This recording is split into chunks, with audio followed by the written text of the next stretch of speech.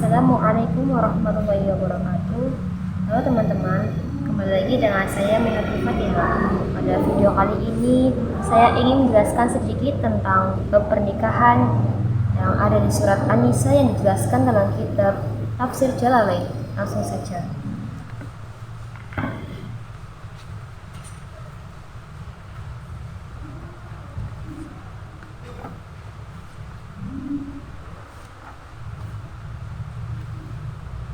Bismillahirrahmanirrahim. Wa in khiftum alla tuqsitu lamun wedi sira kabeh ing to ora bisa adil sira kabeh fil yatama ing dalem pira-pira anak yatim fangkihu mongko padha rabi ma lawan wadon balakum kang didemeni sira kabeh minan nisa'i saking pira-pira wong wadon masna wa thulatsa wa ruba'a hadat papat fa in khiftum mongko lamun wedi sira kabeh alla ta'dilu yen to ora bisa adil sira kabeh fawahidatan mongko siji bae au utawa mamalakat aimanukum kaduwe pira-pira budak pira-pira tangan sira kabeh dalika ing mengkono-mengkono budak adna luwih perak alla ta'ulu yen to ora lacut sira kabeh. Pada ayat ini yang artinya bila kalian khawatir tidak dapat berlaku adil terhadap anak-anak yatim perempuan, maka nikahilah perempuan selain mereka 2, 3, atau 4. Lalu jika kalian takut tidak bisa berbuat adil dalam memberi nafkah dan membagi hari di antara mereka. Adil juga tidak hanya itu. Berbuat adil dalam memenuhi hak seorang istri dari mulai pakaian, tempat, dan giliran dan lain sebagainya yang bersifat batinnya dan lahiriah. Maka nikahilah perempuan satu saja atau budak yang kalian miliki. Walaupun ya, poligami menurut Islam itu boleh, tetapi dengan syarat tertentu, yaitu janda yang memiliki anak yang banyak, lalu anak yatim. Tapi kembali lagi, jika poligami tidak bisa berbuat adil, maka tidak usah, atau nikahilah janda yang anaknya banyak dengan niatan menolong anak yatimnya. Sebelum turun ayat ini tadi, poligami memang sudah ada pada zaman Nabi dan juga pernah dilakukan oleh para nabi, tetapi sebelum Nabi Muhammad SAW. Lalu turunlah ayat ini dan membatasi poligami hanya boleh 4 saja. Yang demikian itu lebih dekat tidak dapat berbuat aniaya. Walaupun ya hamba sahaya atau budak pada saat sekarang itu sudah tidak ada. Ragam tafsir berbeda pendapat dalam konteks ayat itulah tadi. Bila kalian khawatir tidak dapat berbuat adil terhadap anak-anak yatim, maka nikahilah perempuan selain mereka yang kalian sukai. Yang pertama, menurut Sayyidah Aisyah radhiyallahu anha, yaitu anak yatim perempuan yang dalam keadaan dirawat oleh walinya. Lalu si wali itu tertarik dengan kecantikannya dan harta tersebut sehingga dia ingin menikahinya dengan mahar paling murah. Lalu ketika dia sudah berhasil menikahinya, dia akan memperlakukannya dengan kelakuan yang buruk dan begitupun tidak akan ada orang yang bisa membelanya. Dalam kondisi seperti itulah pada ayat tadi bahwa Allah menegaskan bila kalian khawatir akan berbuat zalim terhadap anak-anak yatim yang kalian nikahi, maka nikahilah perempuan selain mereka. Sederhananya, bila orang khawatir tidak dapat berbuat adil terhadap anak-anak yatim perempuan yang dirawatnya, maka jangan nikahilah mereka, nikahilah perempuan yang lain.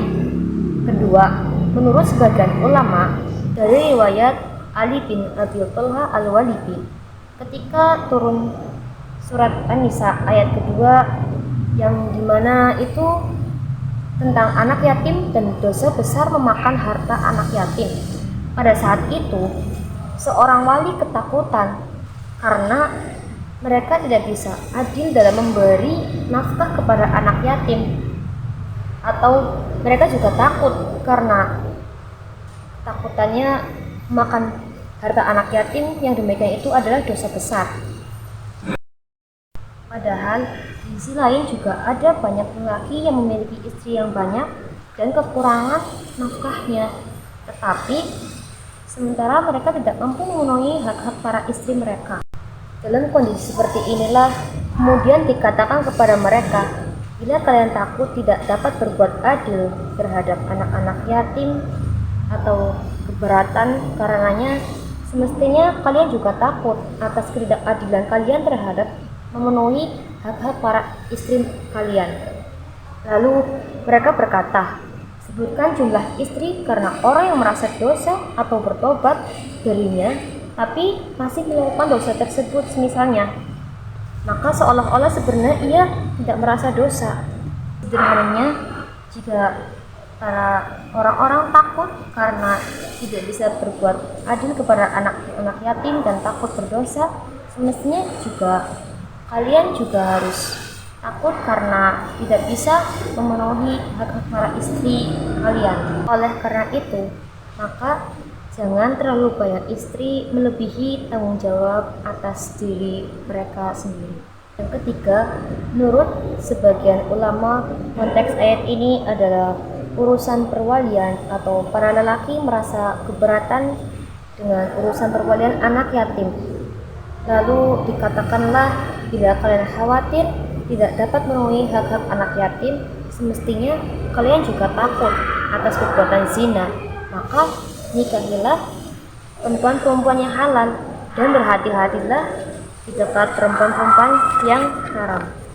Lanjut lagi, yang keempat, yaitu menurut pendapat Ikrimah radhiyallahu an, pada konteks ayat ini adalah ketika ada seorang laki-laki yang mempunyai istri yang banyak dan juga anak yatim banyak, lalu ketika dia sedang menafkahinya, malah dia kekurangan hartanya atau hartanya habis. Tetapi dalam kondisi seperti itulah dia juga harus mampu tetap menafkahi anak yatimnya dan istrinya tersebut, walaupun dia sudah kekurangan harta atau hartanya habis. Lalu dalam konteks seperti itulah Allah memberi peringatan kepada seorang laki-laki agar tidak beristri melebihi tanggung jawabnya.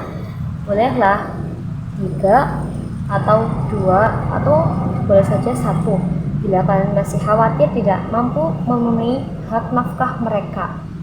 Atau sebagian ulama tadi adalah pendapat keempat inilah atau konteks yang keempat tadi adalah yang paling benar atau mendekati kebenaran.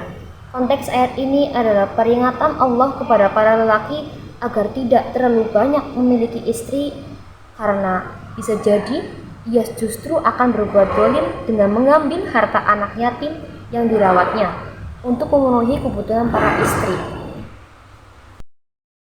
Asal kalian tahu, pada zaman jahiliyah dulu, ada satu orang bisa menikahi 1000 orang karena sebab jihad. Lalu turunlah ayat ini yang hanya membatasi 4 saja istrinya. Emang mana ada seorang perempuan yang ingin dimadu? Kebanyakan kan tidak. Dan asal kalian tahu, pernikahan itu bisa mengantarkan kita kepada ketakwaan. Tetapi pernikahan itu dalam fikih adalah sunnah, bukan kewajiban. Dan kembali lagi, pernikahan itu atau di akhirat nanti, Nabi Muhammad SAW lebih menyukai hambanya yang memiliki keturunan yang banyak. Tetapi dalam artian keturunan yang banyak itu, misalkan ada satu keluarga yang memiliki 4 anak. Anak yang pertama dia hafal Quran, anak yang kedua menjadi ustazah, anak yang ketiga menjadi kiai, anak yang keempat dia menjadi anak yang sukses dan menjadi anak yang soleh.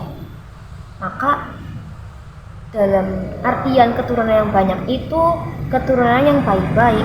Mana saja masa keturunan yang tidak baik? Mestinya keturunan yang baik. Maka pernikahan itu menjadi sunnah muakkad. Dan dalam pernikahan juga ada yang namanya mahar. Mahar yaitu merelakan. Perempuan itu berhak meminta mahar kepada suaminya, tetapi sadar diri juga, kita harus ngaca. Kitanya seperti apa, masa meminta maharnya dengan yang sangat mewah ataupun banyak dengan jumlah yang sangat banyak. kitanya seperti apa dulu, lalu meminta maharnya yang sesuai dengan diri kita masing-masing.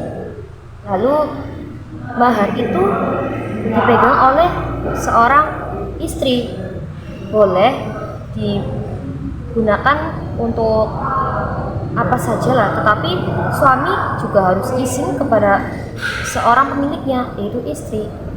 Mahar juga jika berbentuk uang itu boleh-boleh saja untuk memenuhi kebutuhan ekonomi kalau memang sudah sangat tidak punya atau memang sangat membutuhkannya.